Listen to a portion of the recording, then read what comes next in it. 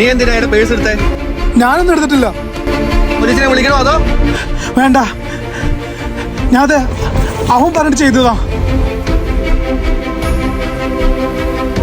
തന്റെ പേഴ്സല്ലേ ഇത്? എടുത്തവൻ ഓടി, എടുക്കാൻ പറഞ്ഞവൻ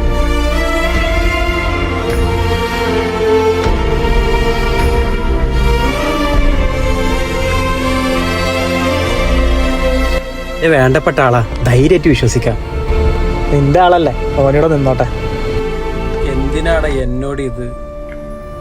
പറ്റിപ്പോയടാ. 3 മാസമായി ശമ്പളം കിട്ടിയിട്ട്. വീട്ടിലെ അവസ്ഥയാണെങ്കിൽ അതിലും വലിയ കഷ്ടത്തിലാണ്.